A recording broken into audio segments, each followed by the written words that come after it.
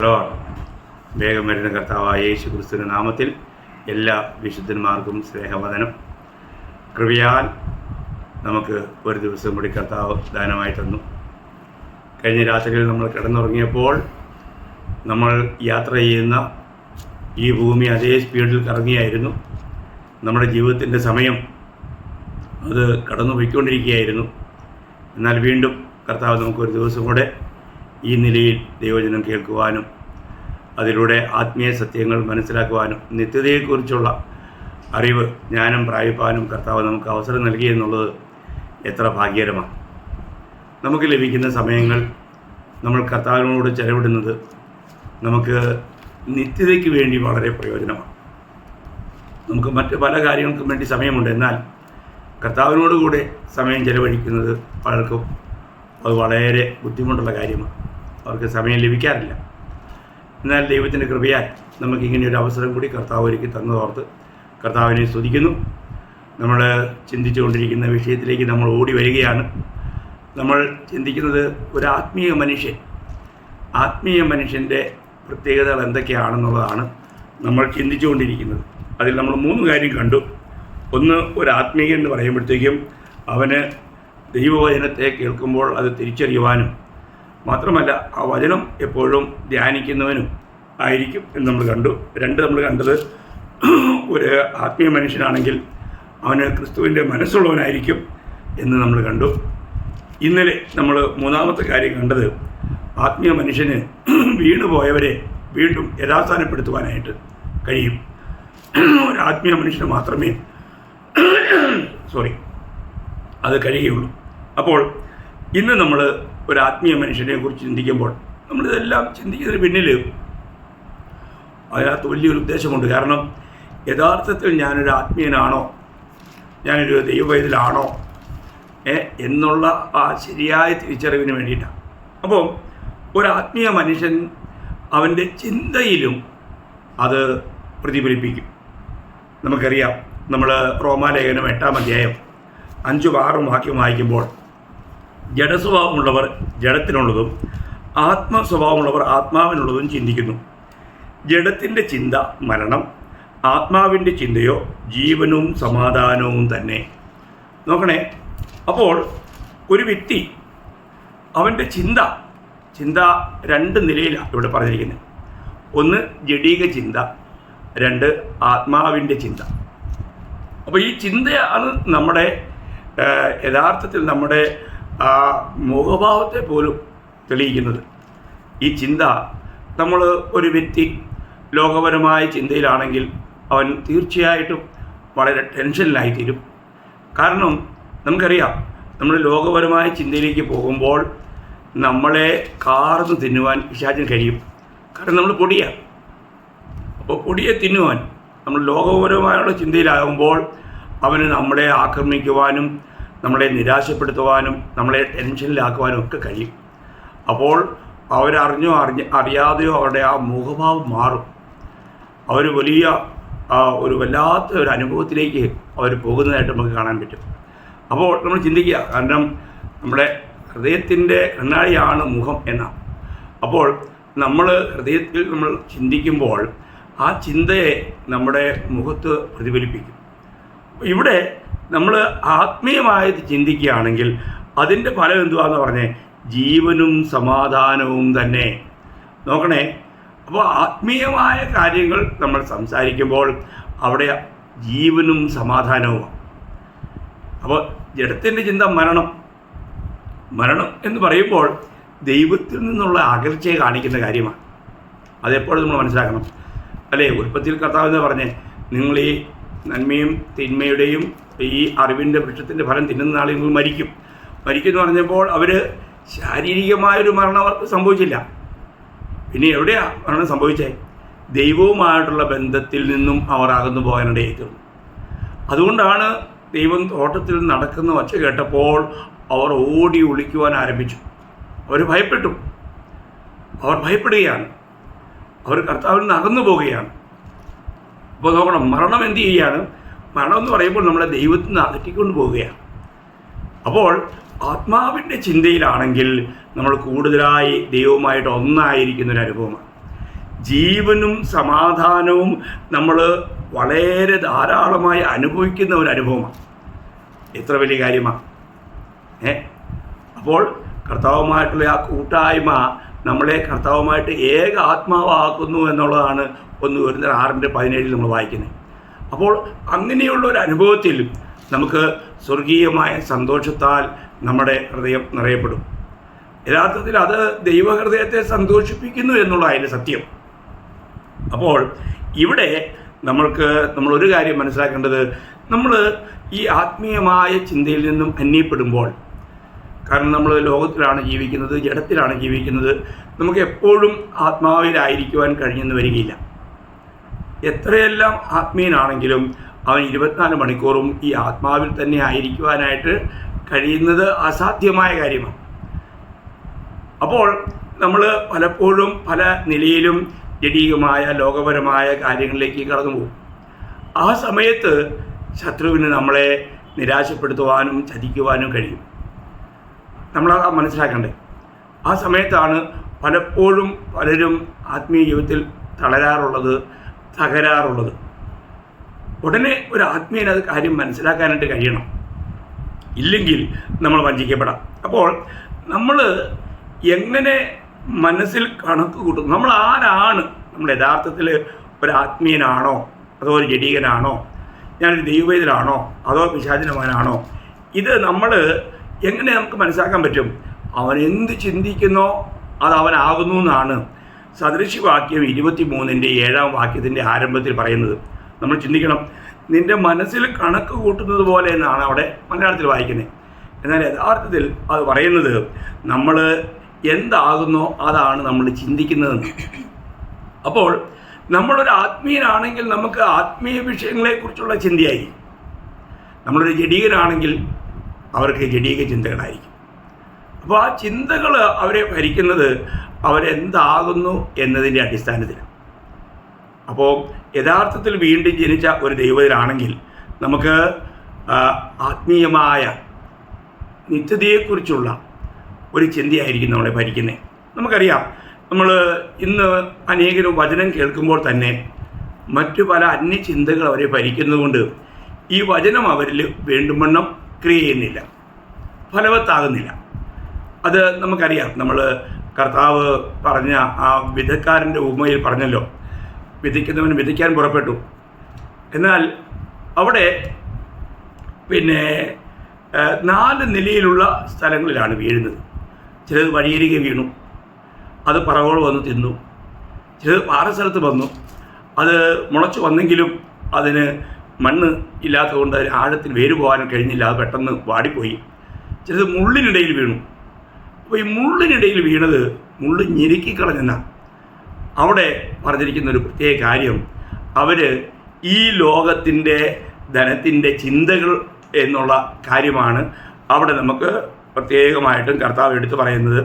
ഞാൻ ആ കാര്യം, ആ വാക്യം മാത്രം, നമ്മൾ മത്തായി 13:22 മുള്ളിനിടയിൽ വിധിക്കപ്പെട്ടതോ ഒരുത്തന് വചനം കേൾക്കുന്നുവെങ്കിലും ഈ ലോകത്തിൻ്റെ ചിന്ത, കണ്ടോ, ഈ ലോകത്തിൻ്റെ ചിന്തയും ധനത്തിൻ്റെ വഞ്ചനയും വചനത്തെ ജനിക്കിയിട്ട് നിഷ്ഫലനായി തീരുന്നതാകുന്നു. കണ്ടോ, അത് എത്ര ഒരു മുന്നറിയിപ്പാണ്, ഈ ലോകത്തിൻ്റെ ചിന്ത. അപ്പം ഒരു ലോക മനുഷ്യനെ സംബന്ധിച്ചിടത്തോളം അവനെ ഭരിക്കുന്നൊരു കാര്യം എന്താണ്? ലോകത്തിൻ്റെ ചിന്തയാണ്. അപ്പോൾ ആ മുള്ളിനിടയിൽ വിതയ്ക്കപ്പെട്ട വിത്ത് പോലെ അനേകരുടെയും ജീവിതത്തിൽ വചനം കേട്ടിട്ട് അവരതനുസരിച്ച് ശരിക്കുള്ള ഒരു ഫലം കൊടുക്കുവാൻ കഴിയാത്തൊരനുഭവം. അത് നമ്മളിലുള്ള ഇങ്ങനെയുള്ള ഈ നെഗറ്റീവ് ചിന്താഗതികളാണ്. നമ്മൾ യഥാർത്ഥത്തിൽ ക്രിസ്തുവിലായി നമ്മൾ കർത്താവിനോട് ഒന്നായി നമ്മൾ കർത്താവിന് നമ്മുടെ കർത്തൃത്വം കൊടുത്തു എങ്കിൽ, നമ്മൾ കൊളോസ്യ ലേഖനം 3:1-2 വാക്യം വായിക്കുമ്പോൾ വായിക്കുന്നത്, നിങ്ങൾ ക്രിസ്തുവിനോട് കൂടെ ഉയർത്തെഴുന്നേറ്റിരിക്കുന്നു എങ്കിൽ ക്രിസ്തു ദൈവത്തിൻ്റെ വലത്തുഭാഗത്തിരിക്കുന്നതുമായ ഉയരത്തിലുള്ളത് അന്വേഷിപ്പിൻ, അത് തന്നെ ചിന്തിപ്പിൻ. നോക്കണം, അത് തന്നെ ചിന്തിപ്പിൻ. അപ്പോൾ നമ്മുടെ ചിന്തകൾ എങ്ങനെയുള്ളതാകുന്നു എന്നുള്ള അത് വളരെ വിലപ്പെട്ടൊരു കാര്യമാണ്. നമ്മൾ ഇന്നത്തെ നമ്മുടെ ജീവിതം പരിശോധിച്ചാൽ നമ്മുടെ ചിന്താഗതികൾ എവിടെയാണ്? ഇന്ന് രാവിലെ എഴുന്നേറ്റപ്പോൾ നമുക്ക് ആദ്യമുണ്ടായ ചിന്തകൾ എന്തായിരുന്നു? നമുക്ക് ദൈവമുഖത്തേക്ക് നോക്കുവാനും ആ കർത്താവിന് നന്ദി പറയുവാനും കർത്താവ് ചെയ്ത ഉപകാരങ്ങൾക്ക് വേണ്ടിയിട്ട് സ്തോത്രം ചെയ്യാനൊക്കെ നമുക്ക് കഴിഞ്ഞോ? വളരെ വിലപ്പെട്ട ഒരു കാര്യമാണ് പ്രിയപ്പെട്ടവരെ. അപ്പോൾ ഒരു ആത്മീയൻ്റെ ചിന്തയും ഒരു ജഡികൻ്റെ ചിന്തയും തമ്മിൽ വളരെ വ്യത്യാസമുണ്ട്. നമുക്കറിയാം, കർത്താവിന് വിളികേട്ട് ഇറങ്ങിയ അബ്രഹാം കനാനിൽ വന്ന് പാർക്കുമ്പോഴും, കനാൻ ദേശം എന്ന് പറഞ്ഞാൽ വളരെ നല്ല ദേശമാണ്. അങ്ങനെയുള്ള ആ ദേശത്തിലേക്ക് തൻ്റെ ഹൃദയം അല്ലെങ്കിൽ തൻ്റെ ചിന്തകൾ പോയില്ല. ഇനിയും എങ്ങനെയെല്ലാം എനിക്ക് ധനവാനാകാം എന്നുള്ളതല്ലായിരുന്നു അബ്രഹാമിൻ്റെ ചിന്ത. അതിനെക്കുറിച്ച് പുതിയ നിയമത്തിൽ എബ്രായ ലേഖനത്തിൽ പറയുന്നൊരു കാര്യം, എബ്രായർ 11-ാം അധ്യായം 9-ഉം 10-ഉം വാക്യം ഞാൻ വായിക്കാം. വിശ്വാസത്താൽ അവൻ വാഗ്ദത്ത ദേശത്ത് ഒരു അന്യദേശത്ത് എന്ന പോലെ ചെന്ന് വാഗ്ദത്തത്തിന് കൂട്ടവാസികളായ ഇസ്ഹാക്കിനോടും യാക്കോബിനോടും കൂടെ കൂടാരങ്ങളിൽ പാർത്തുകൊണ്ട് ദൈവം ശില്പിയായി നിർമ്മിച്ചതും അടിസ്ഥാനങ്ങളുള്ളതുമായ നഗരത്തിനായി കാത്തിരുന്നു. നോക്കണേ, അപ്പോൾ ഈ വിളിക്കപ്പെട്ട ഒരു വ്യക്തിക്ക് ഈ ദർശനം ദൈവം കൊടുക്കും. അത് വളരെ വിലപ്പെട്ട കാര്യമാണ് ദൈവമക്കളെ. നിത്യതയുടെ കാഴ്ചപ്പാട് നമുക്കുണ്ടായിരിക്കണം. അപ്പോൾ ഇവിടെ അബ്രഹാം കനാനിലല്ല തൻ്റെ മനസ്സുറപ്പിച്ചത്. ദൈവം എനിക്ക് വേണ്ടി ഒരു നഗരം ഒരുക്കുന്നുണ്ട് എന്നുള്ള ആ ബോധ്യം അബ്രഹാമിനെ ഭരിച്ചിരുന്നു. നമ്മൾ ചിന്തിക്കുക, ഇന്ന് രക്ഷിക്കപ്പെട്ട നമ്മളിൽ ഈ ഒരു ബോധ്യമുണ്ടോ? യഥാർത്ഥത്തിൽ രക്ഷിക്കപ്പെട്ട എല്ലാവർക്കും നിത്യതയെക്കുറിച്ചൊരു കാഴ്ചപ്പാടുണ്ട്. അവരെക്കുറിച്ച് ദൈവത്തിൻ്റെ വചനത്തിൽ പറഞ്ഞിരിക്കുന്നത്, അതിൻ്റെ ഈ എബ്രായ ലേഖനം 11-ാം അധ്യായം 16-ാം വാക്യം, അവരോ അധികം നല്ലതിനെ സ്വർഗീയമായതിനെ തന്നെ കാക്ഷിച്ചിരുന്നു. ആകയാൽ ദൈവം അവരുടെ ദൈവം എന്ന് വിളിക്കപ്പെടുവാൻ ലജ്ജിക്കുന്നില്ല. അവൻ അവർക്കായി ഒരു നഗരം ഒരുക്കിയിരിക്കുന്നുവല്ലോ. അപ്പം വിളിക്കപ്പെട്ട ദൈവമക്കൾക്ക് ഈ കാര്യത്തിൽ നല്ലൊരു കാഴ്ചപ്പാട് ഉണ്ടായിരുന്നു എന്ന് കാണാൻ കഴിയും. അവരെക്കുറിച്ച് പറഞ്ഞിരുന്ന ഒരു വാക്കോടെ ഞാൻ ഇതിനുള്ള ബന്ധത്തിൽ വായിക്കാൻ ആഗ്രഹിക്കുക. അതിൻ്റെ എബ്രായ ലേഖനത്തിൻ്റെ 13-ാം അധ്യായം അതിൻ്റെ 14-ാം വാക്യം, ഇവിടെ നമുക്ക് നിലനിൽക്കുന്ന നഗരമില്ലല്ലോ, വരുവാനുള്ളതത്രേ നാം അന്വേഷിക്കുന്നത്. അപ്പോൾ ഇവിടെ നമുക്ക് നിലനിൽക്കുന്ന നഗരമില്ലല്ലോ, വരുവാനുള്ളതത്രേ നാം അന്വേഷിക്കുന്നത്. അപ്പോൾ യഥാർത്ഥത്തിൽ ഒരു ആത്മീയനെ സംബന്ധിച്ചിടത്തോളം അവൻ ഈ ലോകത്തിൽ നശിച്ചു പോകുന്ന ഈ ലോകത്തിൽ ഉള്ളതിലല്ല അവൻ്റെ ചിന്ത, അവൻ്റെ ശ്രദ്ധ, അവൻ്റെ അന്വേഷണം. അവൻ നിത്യതയുടെ കാഴ്ചപ്പാടുള്ളവനായിരിക്കും. അപ്പോൾ ഇന്ന് ഈ നിത്യതയുടെ കാഴ്ചപ്പാട് എന്നെ ഭരിക്കുന്നുണ്ടോ എന്നുള്ളതാണ് നമ്മൾ ചിന്തിക്കേണ്ടത്. ഈ നിത്യതയുടെ കാഴ്ചപ്പാട് പിടിക്കപ്പെട്ട ദൈവമക്കളിൽ ഉണ്ടായിരിക്കണം. എങ്കിൽ മാത്രമേ അവർക്ക് ജയാളികളായി ജീവിക്കാൻ കഴിയൂ. എല്ലാ നിലയിലും കർത്താവിനെ മഹത്വപ്പെടുത്താൻ കഴിയും. നമുക്കറിയാം, മോശ ദൈവത്താൽ തിരഞ്ഞെടുക്കപ്പെട്ടവനാണ്. അപ്പോൾ കർത്താവ് കരുതിയ ഒരു വ്യക്തിയാണ്. താൻ വളർന്നു കഴിഞ്ഞപ്പോഴുള്ള തൻ്റെ തിരഞ്ഞെടുപ്പിനെക്കുറിച്ച് നമ്മൾ വായിക്കുന്നത് അതേ എബ്രായ ലേഖനം 11-ാം അധ്യായം അതിൻ്റെ 25-26 വാക്യം, പ്രതിഫലം നോക്കിയത് കൊണ്ട് ഫറവോൻ്റെ പുത്രിയുടെ മകൻ എന്ന് വിളിക്കപ്പെടുന്നത് നിരസിക്കുകയും മിസ്രയീമിലെ നിക്ഷേപങ്ങളെക്കാൾ ക്രിസ്തുവിൻ്റെ നിന്ന വലിയ ധനം എന്ന് എണ്ണുകയും ചെയ്തു. അപ്പോൾ തൻ്റെയും ജീവിതത്തിൽ പ്രതിഫലത്തിന്മേലായിരുന്നു തൻ്റെ ദൃഷ്ടി. ഏത് പ്രതിഫല? ലോകത്തിൽ ലഭിക്കുന്ന പ്രതിഫലമല്ല, നിത്യതയായിരുന്നു തൻ്റെ ലക്ഷ്യം എന്ന് കാണാൻ കഴിയും. അതുകൊണ്ട് ഈ ലോകത്തിൽ ലഭിക്കാവുന്ന ഏറ്റവും ഉന്നതമായ, അന്നത്തെ കാലത്ത് ഫറവോ ആണ് ലോകത്തിലെ ഏറ്റവും വലിയ ധനാട്ടിനും വലിയ സാമ്രാട്ടും. അപ്പോൾ അവിടെ ലഭിക്കാവുന്ന ഉന്നതമായിരിക്കുന്ന പദവികളും സുഖങ്ങളും എല്ലാം താൻ അതിനെ തുച്ഛമായി കണ്ടു. കാരണം തൻ്റെ നോട്ടം പ്രതിഫലം നോക്കിയുകൊണ്ട് ക്രിസ്തുവിൻ്റെ നിന്നയെ വലിയ ധനമായി കണ്ടു. പ്രിയമുള്ളവരെ, ഇന്ന് വിളിക്കപ്പെട്ട ദൈവമക്കളായ നമുക്ക് ഈ ക്രിസ്തുവിൻ്റെ നിന്ന ഒരു ധനമായി കാണുവാനായിട്ട് നമുക്ക് കഴിയുന്നുണ്ടോ? ഇന്ന് എവിടെയെങ്കിലും ഒരു അല്പം പോലും നിന്നയുണ്ടാകുമ്പോൾ ചിലരുടെ ആ ദുഃഖമൊക്കെ കണ്ടു കഴിഞ്ഞാൽ ഒരു രീതിയിലും അവരും അവരൊരു ആത്മീയനാണെന്ന് ഒരിക്കലും പറയാൻ പറ്റില്ല. ചെറിയ കാര്യങ്ങളിൽ പോലും കംപ്ലൈൻറ്റ് ചെയ്ത് കരഞ്ഞ് നിലവിളിച്ച് കണ്ണീരൊഴുക്കി കാണിക്കുന്ന കപടഭക്തരായിരിക്കുന്ന ജഡീകരായിരിക്കുന്ന തങ്ങളെ തന്നെ വലിയ ആത്മീയരെന്ന് അഭിനയിക്കുന്നവരെ കാണാൻ കഴിയും. എത്ര ദുഃഖകരമാണ് പ്രിയമുള്ളവരെ. കർത്താവിന് വേണ്ടി എന്തും ത്യജിക്കുവാനും സഹിക്കുവാനും ഏത് നിലവാരത്തിലായിരുന്നാലും കർത്താവിനെ മഹത്വപ്പെടുത്താനും ആഗ്രഹിക്കുന്നവരായിരിക്കും ഒരു ദൈവവേദൻ. നമുക്ക് കൃപയാൽ ലഭിച്ച ഈ വലിയ രക്ഷ, ആ രക്ഷ പ്രാപിച്ച ഒരു വ്യക്തി കർത്താവിന് വേണ്ടി എന്തിനും തയ്യാറാവും. സഭാജീവിതത്തിൽ ആത്മീയരല്ലാത്തവരെ കൊണ്ട് എന്ത് പ്രയാസമാണെന്നറിയാം. സഭയെ പരിപാലിക്കുക എന്നുള്ളത്, പരിപാലനം അതൊരു വലിയ വില കൊടുക്കേണ്ട കാര്യം തന്നെയാണ്. അപ്പോൾ പലരും അത് മനസ്സിലാക്കുന്നില്ല. നമ്മുടെ ആത്മീയ ജീവിതത്തിൽ നമുക്ക് ഈ നിലയിൽ കാണുവാൻ കഴിയുന്നുണ്ടോ? നിത്യതയുടെ കാഴ്ചപ്പാടിലുള്ള ഓട്ടമാണോ നാം ഓടുന്നത്? അത് നമ്മൾ ചിന്തിക്കണം. അപ്പോൾ മോശയുടെ ജീവിതത്തിലും തൻ്റെ തിരഞ്ഞെടുപ്പ് എന്തായിരുന്നു എന്ന് നമുക്ക് കാണാൻ കഴിയും. ഇതേ കാര്യം തന്നെയല്ലേ നമ്മുടെ ആസാബിനെ കുറിച്ച്. ആസാബിൻ്റെ ഒരാഗ്രഹവും അന്വേഷണവും എന്തായിരുന്നു? ആസാബിൻ്റെ സങ്കീർത്തനങ്ങളിൽ 73-ാം സങ്കീർത്തനം 25-ാം വാക്യത്തിൽ, സ്വർഗത്തിൽ നീ അല്ലാതെ മറ്റാരുള്ളൂ, ഭൂമിയിലും നിന്നെ അല്ലാതെ മറ്റൊന്നും ആഗ്രഹിക്കുന്നില്ലെന്നാണ് ആസാബ് പറയുന്നത്. അപ്പോൾ ആസാബിൻ്റെ ജീവിതത്തിലെ തൻ്റെ ഹൃദയംഗമായ ആഗ്രഹം കർത്താവായിരുന്നു. എന്നിട്ട് അതിൻ്റെ 28-ാം വാക്യത്തിൽ വായിക്കുന്നത്, ദൈവത്തോട് അടുത്തിരിക്കുന്നത് എനിക്ക് ഏറെ നല്ലത്. നോക്കണം, ദൈവത്തോട് കൂടെ ആയിരിക്കുവാനായിട്ടുള്ള ആഗ്രഹം, അതാ ഒരു ആത്മീയൻ. ലഭിക്കുന്ന സമയങ്ങൾ എപ്പോഴും കർത്താവിനോട് കൂടെ ചെലവിടുക.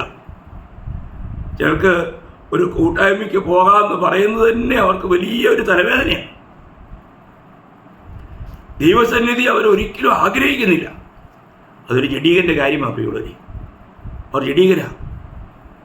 അപ്പോൾ ഞാനൊരു ആത്മീയനാണെങ്കിൽ ഞാൻ എപ്പോഴും ദൈവസന്നിധി ചെല്ലുവാനിടയാകും.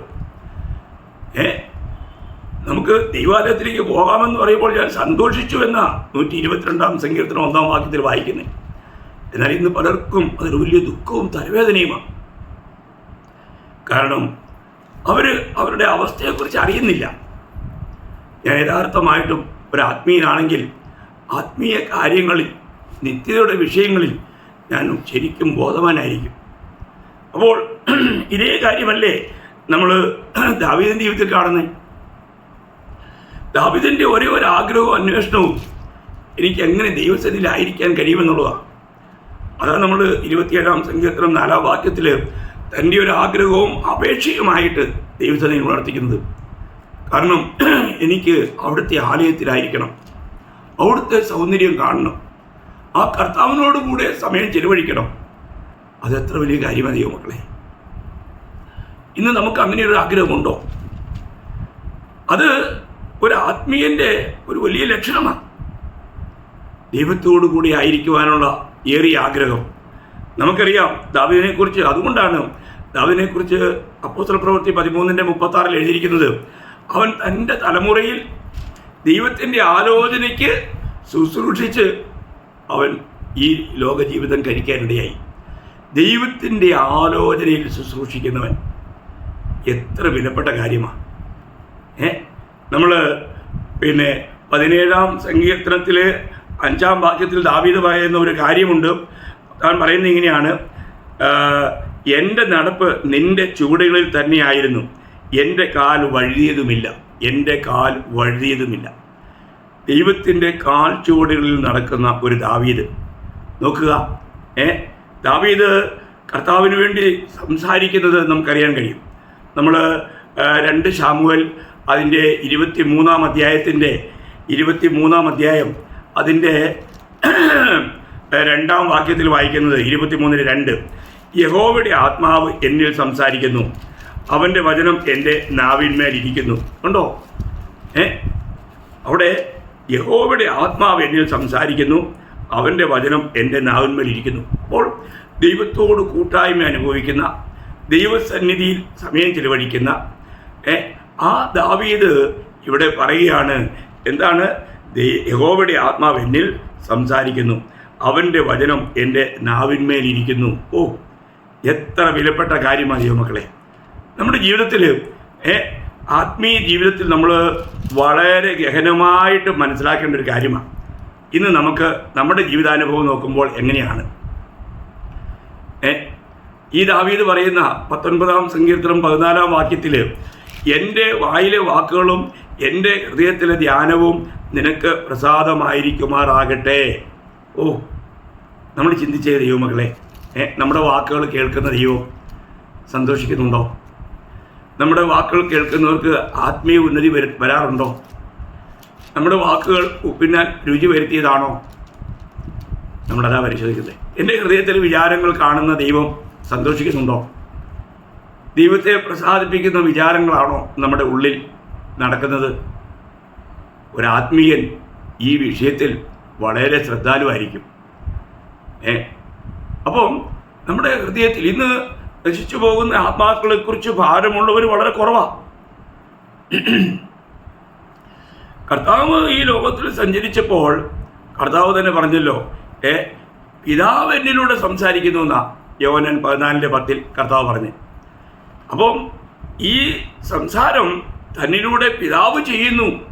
പിതാവിന് തന്നിൽ അതുപോലെയുള്ള ഒരു സ്വാതന്ത്ര്യം കർത്താവ് ഏൽപ്പിച്ചു കൊടുത്തു.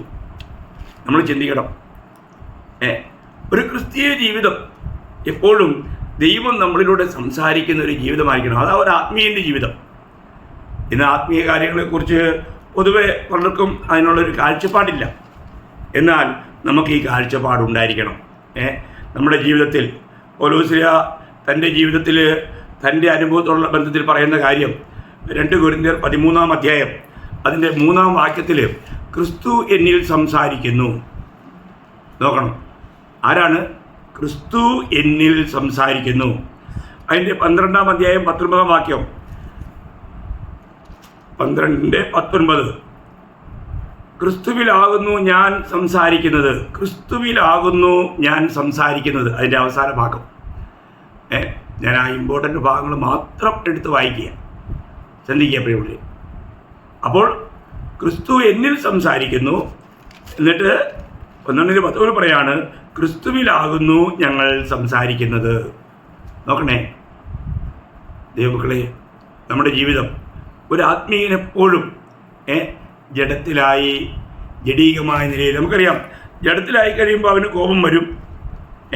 ആ സംസാരം മുഴുവനും വളരെ ദൈവത്തെ നിന്ദിക്കുന്നതായിരിക്കും, അല്ലെങ്കിൽ ലോകപരമായിരിക്കും.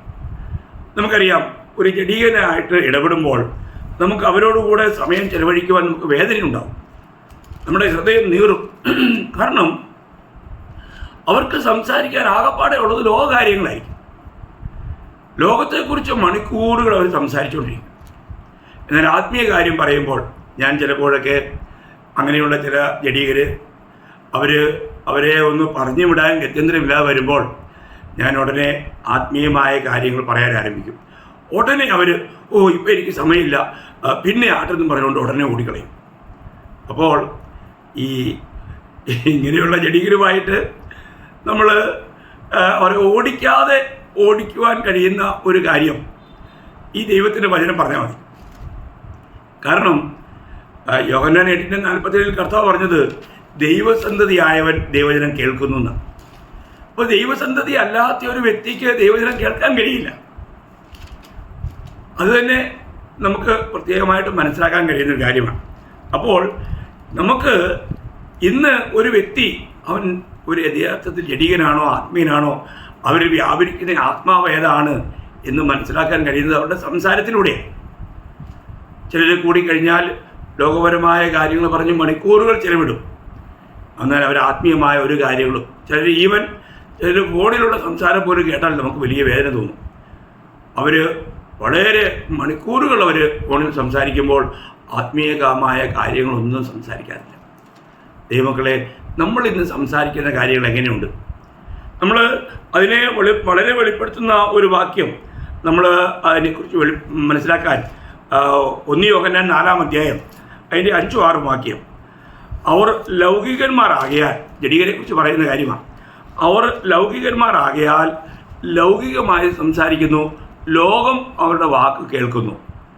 ഞങ്ങൾ ദൈവത്തിൽ നിന്നുള്ളവരാകുന്നു, ദൈവത്തെ അറിയുന്നവർ ഞങ്ങളുടെ വാക്ക് കേൾക്കുന്നു, ദൈവത്തിൽ നിന്നുള്ളവനല്ലാത്തവൻ ഞങ്ങളുടെ വാക്ക് കേൾക്കുന്നില്ല. സത്യത്തിൻ്റെ ആത്മാവ് ഏത് എന്നും വഞ്ചനയുടെ ആത്മാവ് ഏത് എന്നും നമുക്ക് ഇതിനാൽ അറിയാം. കണ്ടോ? അപ്പോൾ അങ്ങനെയുള്ള ജഡീകന്മാരിൽ വസിക്കുന്നത് വഞ്ചനയുടെ ആത്മാവാണ്. ഇതേ കാര്യം തന്നെ ദൈവമക്കളെയും പിശാചിൻ്റെ മക്കളെയും തിരിച്ചറിയാനുള്ള ഒരു അറിവിനെക്കുറിച്ച് 1 യോഹന്നാൻ 3:10 പറയുന്നുണ്ട്. യോഹന്നാൻ, ദൈവത്തിൻ്റെ മക്കൾ ആരെന്നും പിശാചിൻ്റെ മക്കൾ ആരെന്നും ഇതിനാൽ തെളിയുന്നു. നീതി പ്രവർത്തിക്കാത്തവൻ ആരും സഹോദരനെ സ്നേഹിക്കാത്തവനും ദൈവത്തിൽ നിന്നുള്ളവനല്ല. കണ്ടോ? അപ്പോൾ അവർ പിശാചിൽ നിന്നുള്ളവരാണ്, അവർ ജഡീകരാണെന്ന. നോക്കണേ, എത്ര കൃത്യമായിട്ടാണ് തിരുവചനം നമുക്ക് ഈ സത്യങ്ങളെക്കുറിച്ചുള്ള അറിവ് തരുന്നത്. ദൈവമക്കളെ, നമ്മൾ ചിന്തിക്കണം. ഇന്ന് നമുക്ക് നമ്മുടെ ചിന്തകൾ ജഡീകമാണോ അതോ ആത്മീകമാണോ? ദൈവമക്കൾ ചിന്തിക്കേണ്ടത് ഉയരങ്ങളിലെ കാര്യങ്ങളല്ലേ? നമുക്കറിയാം, ഫിലിപ്പ് ലേഖനത്തിലും പൗലോസ്ലീഹ ഫിലിപ്പിലേക്ക് എഴുതിയ ലേഖനം അതിൻ്റെ 4-ാം അധ്യായം അതിൻ്റെ 8-ാം വാക്യത്തിൽ പൗലോസ്ലീഹ പറയുന്നത്, ഒടുവിൽ സഹോദരന്മാരെ, സത്യമായതൊക്കെയും ഘനമായതൊക്കെയും നീതിയായതൊക്കെയും നിർമ്മലമായതൊക്കെയും രമ്യമായതൊക്കെയും സൽകീർത്തി ആയത് ഒക്കെയും സൽഗുണമോ പുകഴ്ചയോ അതൊക്കെയും ചിന്തിച്ചു കൊള്ളുവീൻ. കണ്ടോ? നമ്മൾ ചിന്തിക്കേണ്ട കാര്യങ്ങളുടെ ഒരു നല്ല ലിസ്റ്റ് ഇവിടെ പൗലോസ്ലീഹ തന്നിരിക്കുക. അവസാനം താൻ ഫിലിപ്പിയ സഭയെ ഉണർത്തുക, ഒടുവിൽ സഹോദരന്മാരെ എല്ലാം പറഞ്ഞതിന് ശേഷം താൻ ഉണർത്തുന്നൊരു കാര്യമാണ്. അപ്പം ദൈവമക്കൾ എന്ന നിലയിൽ നമ്മളെപ്പോഴും നമ്മുടെ ചിന്ത എങ്ങനെയുള്ളതാണ്? നമ്മുടെ ചിന്തയെ നമ്മൾ പരിശോധിക്കുമ്പോൾ ഞാനൊരു ജഡീകനാണോ ആത്മീയനാണോ എന്ന് നമുക്ക് തിരിച്ചറിയാൻ കഴിയും.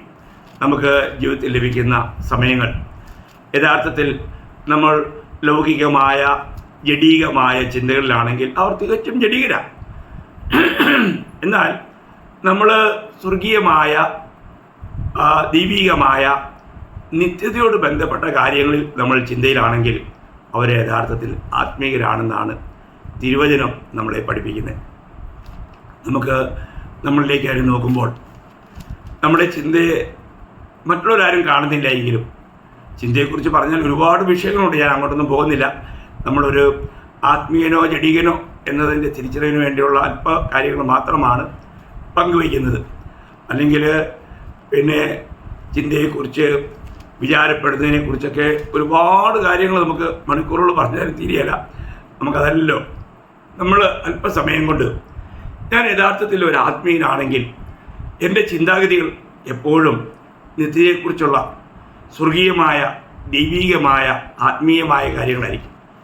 എന്നാൽ ഞാൻ ജഡീകനാണെങ്കിൽ എൻ്റെ ചിന്തകൾ എപ്പോഴും ഈ ലോകത്തെക്കുറിച്ചും ലോകത്തിലെ നേട്ടങ്ങളെക്കുറിച്ചും ലോകത്തിൽ ലഭിക്കാവുന്ന സ്ഥാനമാനങ്ങൾ ബഹുമാനങ്ങൾ ലോകത്തിൽ കൈവരിക്കാവുന്ന കാര്യങ്ങളെക്കുറിച്ച് ജഡീകമായിരിക്കുന്ന കാര്യങ്ങളെക്കുറിച്ച് അനേക തെറ്റായ ചിന്താഗതികളായിരിക്കും.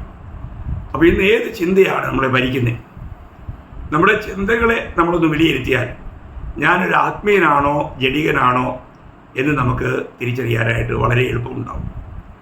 അപ്പോൾ ഒരു ദൈവത്തിലാണെങ്കിൽ നിശ്ചയമായിട്ടും അവൻ്റെ ചിന്താഗതികൾ എപ്പോഴും ഉയരങ്ങളിലെ ചിന്താഗതിയായിരിക്കും. ഇപ്പോൾ നമ്മൾ പലരെക്കുറിച്ചും കണ്ടു, അബ്രഹാമിനെക്കുറിച്ച് കണ്ടു, മോശയെക്കുറിച്ച് കണ്ടു, ദാവീദിനെക്കുറിച്ച് കണ്ടു, പൗലോസ്ലീഹയുടെ സംസാരങ്ങളെക്കുറിച്ച് നമ്മൾ കേട്ടു. ഓരോ കാര്യങ്ങളും പ്രിയമുള്ളവരെ നമ്മൾ ഹൃദയം നിറഞ്ഞ് കവിയുന്നതാണ് വായു പ്രസ്താവിക്കുന്നത്.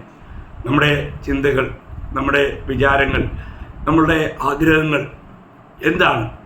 നിത്യതയെക്കുറിച്ചുള്ളവയാണോ? അത് നമ്മൾ വിവേചിക്കണം. അതുകൊണ്ട് ഞാനൊരു ആത്മീയനോ ജഡീകനോ എന്ന് നമ്മൾ തിരിച്ചറിഞ്ഞ് ഒരു യഥാർത്ഥമായ ആത്മീയ ജീവിതം നയിച്ചുകൊണ്ട് കർത്താവിനെ മഹത്വപ്പെടുത്തുവാൻ, കർത്താവിന് പ്രയോജനപ്പെടുവാൻ ഈ വചനങ്ങളാൽ ദൈവമായ കർത്താവ് ഈ കേൾവിക്കാരായ എല്ലാവരെയും സഹായിക്കട്ടെ, അനുഗ്രഹിക്കട്ടെ എന്ന് പ്രാർത്ഥിച്ചുകൊണ്ട് ഇന്നത്തെ ഈ സന്ദേശം ഞാൻ ഇവിടെ നിർത്തുന്നു. കർത്താവിന് എല്ലാ മഹത്വവും അർപ്പിക്കുന്നു.